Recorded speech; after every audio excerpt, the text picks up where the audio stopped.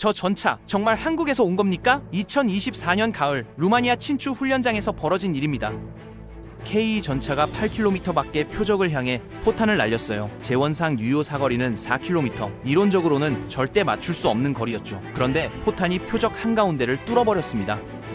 참관하던 루마니아 육군 준장이 망원경을 내려놓더니 옆에 있던 현대로템 관계자에게 물었다고 해요. 독일도 프랑스도 실패한 거리인데 어떻게 가능한 거냐고요. 한국 측 관계자는 웃으며 대답했습니다. 우리는 70년간 전쟁을 준비해온 나라입니다. 그 자리에 있던 루마니아 장교들 사이에서 술렁임이 한동안 가라앉지 않았어요.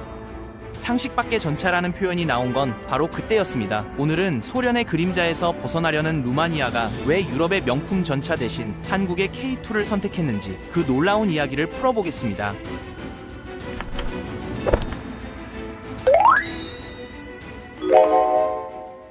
루마니아를 이해하려면 먼저 이 나라의 상처를 알아야 해요. 루마니아는 우리에게 낯선 나라지만 사실 한국과 놀라울 정도로 닮은 운명을 가졌거든요. 지도를 펼쳐보면 바로 알 수 있습니다. 한국이 중국과 일본 사이에 끼어 있듯이 루마니아는 러시아와 서유럽 강대국들 사이에 샌드위치처럼 끼어 있어요. 흑해 연안의 전략적 요충지라서 역사적으로 늘 강대국들의 먹잇감이 됐죠. 지금의 터키인 오스만 제국의 지배를 400년 넘게 받았고 그 뒤로는 러시아와 오스트리아가 번갈아가며 루마니아 땅을 짓밟았습니다. 더 흥미로운 공통점이 있어요. 루마니아도 우리처럼 민족이 둘로 쪼개진 나라거든요. 2차 세계대전이 끝난 뒤 소련이 루마니아 동쪽의 몰도바 지역을 강제로 떼어갔어요. 지금도 몰도바는 루마니아와 같은 언어를 쓰고 같은 민족인데 별개의 나라로 남아 있습니다. 우리가 북한과 갈라져 있는 것처럼요. 게다가 루마니아는 주변국들과 완전히 다른 정체성을 가진 나라예요. 주변의 불가리아, 세르비아, 우크라이나는 모두 슬라브 민족인데 루마니아만 고대 로마 제국의 후예인 라틴계 민족이거든요. 슬라브의 바다에 떠있는 라틴의 서민셈이죠. 중국 문화권에 둘러싸여 있으면서도 한글이라는 독자적인 문자와 정체성을 지켜온 우리나라와 묘하게 닮았어요. 2차 세계대전이 끝난 뒤에는 더 암울한 시대가 기다리고 있었어요. 소련의 위성국가로 전락한 거죠. 특히 1965년부터 1989년까지 24년간 루마니아를 철권 통치한 독재자 니콜라의 차우셰스쿠 시대는 악몽 그 자체였습니다. 그는 국민을 감시하기 위해 세쿠리타테라는 비밀 경찰을 만들었는데 이게 얼마나 무시무시했냐면 전 국민의 3분의 1이 서로를 감시하고 밀고 하는 공포사회가 됐어요. 옆집 아저씨가, 같은 반 친구가, 심지어 가족이 나를 정부에 고발할 수 있는 세상이었던 거죠. 식량은 배급제로 통제됐고 난방용 연료도 부족해서 겨울이면 얼어 죽는 사람이 속출했습니다. 그러면서도 차우셰스쿠는 자기 궁전을 짓느라 국고를 탕진했어요. 지금도 수도 부쿠레슈티에 남아있는 국민의 집이라는 건물은 미국 국방부 펜타곤 다음으로 세계에서 두 번째로 큰 건물인데 이걸 짓느라 부쿠레슈티 역사지구의 5분의 1이 철거됐습니다. 1989년 12월 루마니아인들은 마침내 들고 일어났어요. 서부 도시 티미슈아라에서 시작된 시위가 전국으로 번졌고 차우셰스쿠는 헬기를 타고 도망치다가 붙잡혀 크리스마스 날 총살당했습니다. 동유럽 공산 정권 중 유일하게 피를 흘리며 독재자를 처단한 나라가 루마니아예요. 하지만 자유를 얻은 뒤에도 상처는 깊었습니다.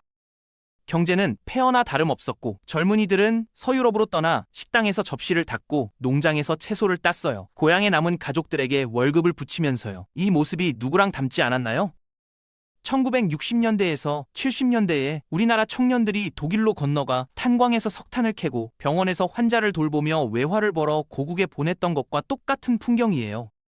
한때 유럽의 곡창지대라 불리던 나라가 유럽에서 가장 가난한 나라 중 하나로 전락했지만 루마니아인들은 포기하지 않았습니다.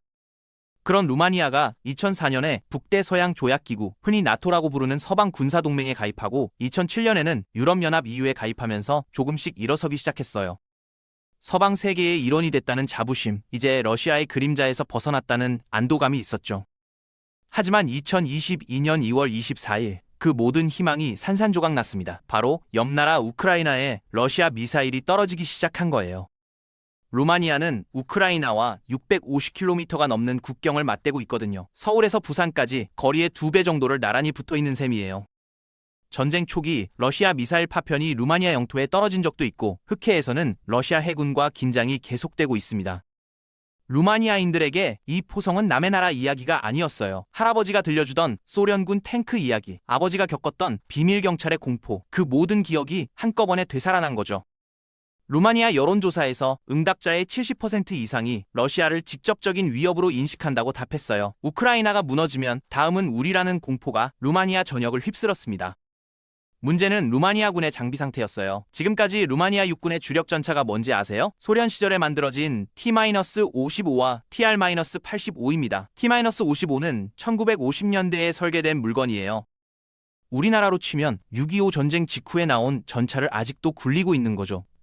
TR-85는 그걸 1970년대에 루마니아가 개량한 버전인데 역시 반세기가 넘은 구닥다리예요. 현대전에서 이런 골동품 전차로 러시아의 최신 전차를 상대한다? 솔직히 자살 행위에 가깝습니다. 루마니아 국방부도 이걸 뼈저리게 알고 있었어요. 2023년부터 신형 전차 도입을 본격 추진하기 시작한 이유가 바로 여기 있습니다. 처음에 루마니아가 검토한 후보는 세 가지였어요. 미국의 M1 에이브람스, 독일의 레오파르트 수월, 한국의 K2 흑표, 서방 세계 3대 전차라 불리는 녀석들이죠. 2023년 3월 루마니아는 일단 미국 에이브람스 54대를 주문했습니다. 나토 동맹국으로서 미국과의 관계도 있고 에이브람스의 명성도 무시할 수 없었거든요. 그런데 계약을 체결하고 나서 루마니아 국방부 관계자들 사이에서 한숨이 나오기 시작했어요. 왜냐고요? 54대에 10억 7천만 달러, 우리 돈으로 1조 4천억 원이 넘었거든요. 대당 200억 원이 훌쩍 넘는 셈이죠. 게다가 에이브람스는 연료를 미친 듯이 먹어요. 일반 전차들이 디젤 엔진을 쓰는데 에이브람스는 전투기에 들어가는 것과 비슷한 가스터빈 엔진을 씁니다. 출력은 좋은데 연비가 지옥이에요. 100km 달리는데 휘발유 400리터가 필요합니다. 루마니아처럼 예산이 빠듯한 나라에서 이걸 대량으로 굴리기는 부담스러웠죠. 독일 레오파르트 순는 어땠을까요? 막상 문의해보니 대기열이 5년에서 7년이었어요. 바로 국경 너머에서 전쟁이 벌어지고 있는데 5년을 기다리라는 겁니다. 가격도 만만치 않았어요. 최근 이탈리아 계약에서 레오파르트 EA8이 대당 900억 원 가까이 나왔거든요. 전차 한 대가 전투기 가격이에요. 그때 루마니아의 레이더에 흥미로운 옵션이 잡혔습니다. 한국의 K표 흑표였어요. 한국, 유럽인들 입장에서는 솔직히 낯선 선택지였을 거예요. 전차하면 독일, 미국, 영국을 떠올리지 아시아 끝에 한국을 먼저 생각하진 않으니까요.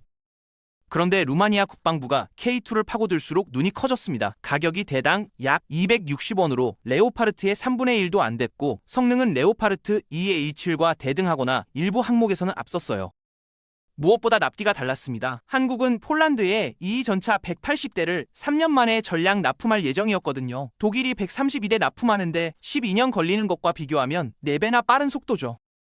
하지만 루마니아 군 내부에서는 여전히 우려의 목소리가 있었어요. 한국 전차가 아무리 좋다고 해도 실전에서 검증된 적이 없지 않느냐, 유럽 환경에서 제대로 굴러갈지 어떻게 아느냐는 거였죠.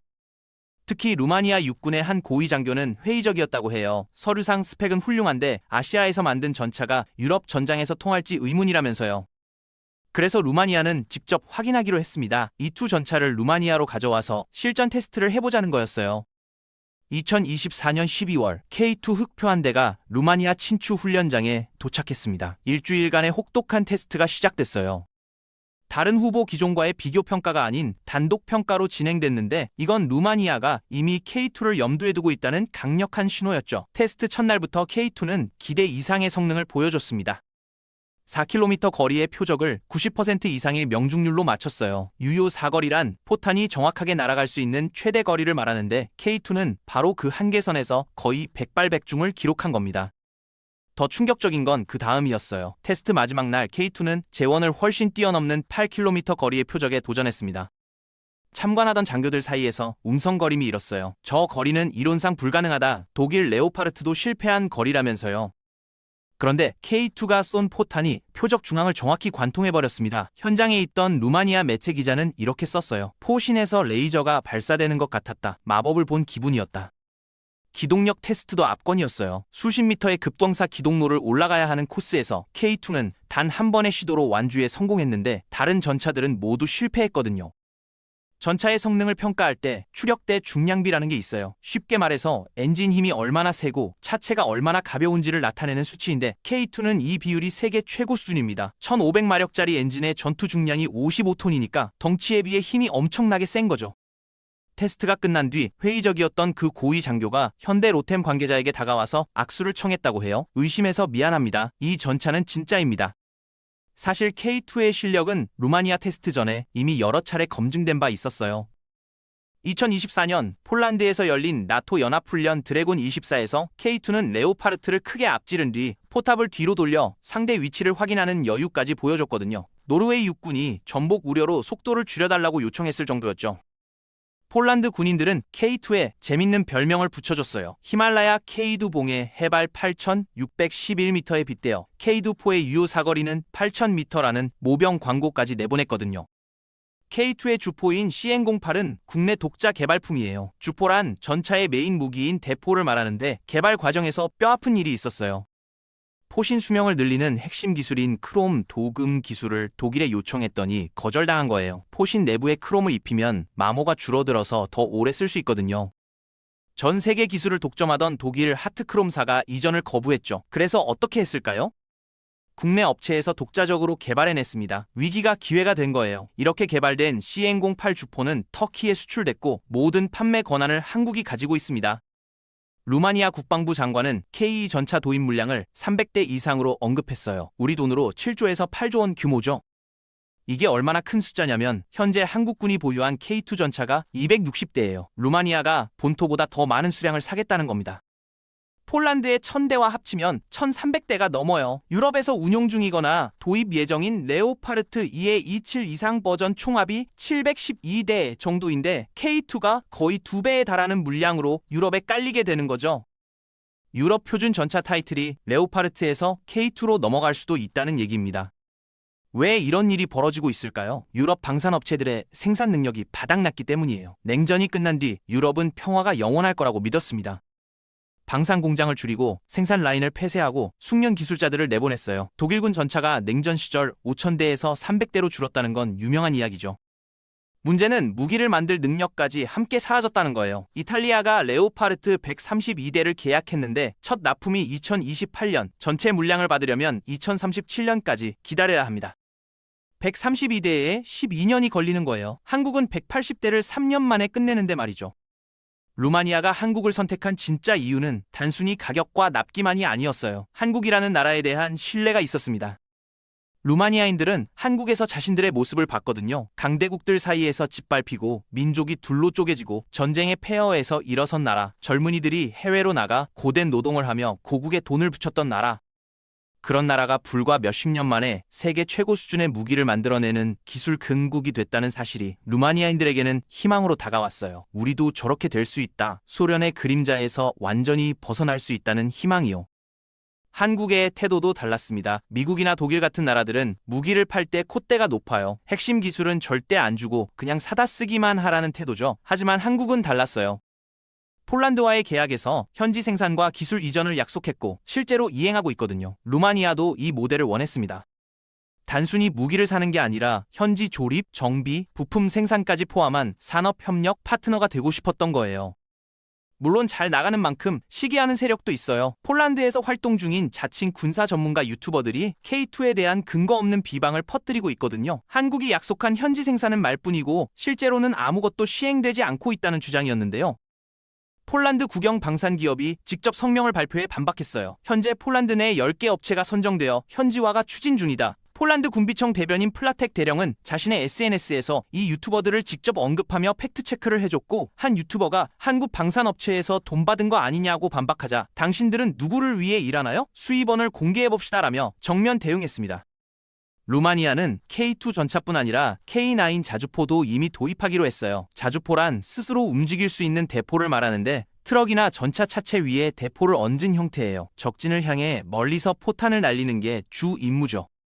루마니아는 54문의 K9 자주포와 30여 대의 K10 탄약 보급차를 약 1조 4천억 원에 계약했습니다. 탄약 보급차는 자주포 옆에서 포탄을 자동으로 공급해주는 차량이에요. 이 둘이 한 세트로 움직이면 끊임없이 포탄을 퍼부을 수 있죠.